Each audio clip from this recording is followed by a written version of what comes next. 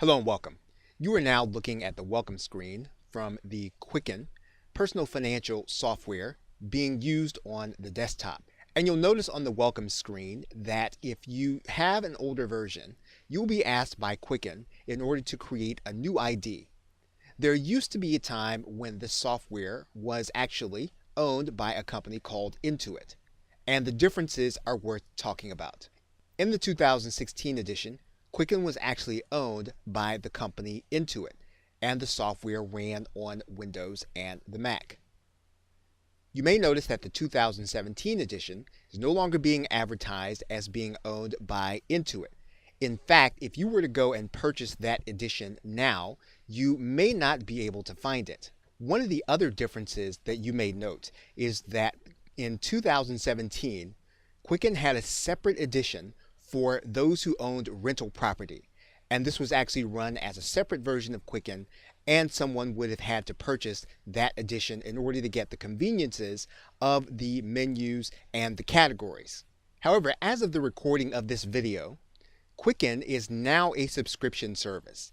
And you'll notice that you would be able to go to the Quicken website, you would be able to purchase Quicken home, business, and rental property all in one unit, and you'd be able to purchase by downloading this particular package.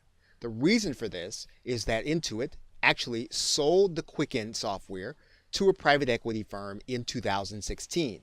That meant then that the company that has always been very closely related to it, Intuit, which actually owns the software TurboTax and QuickBooks, as well as the Mint website, continues to run as a separate entity and separate from Quicken.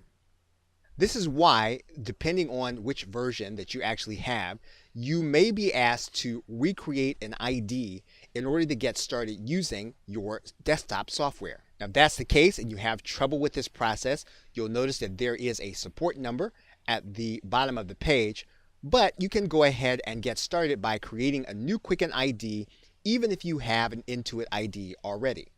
Once you have created your ID, you will be asked to sign in to the software, and we will do that right now.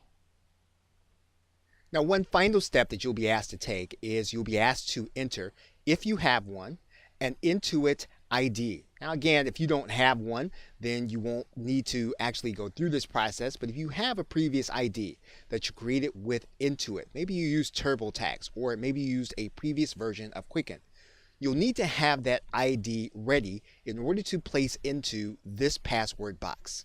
Now, when you place that password, you'll be asked to create a new password for the Quicken Vault. And so once you create your password, then you'll click OK.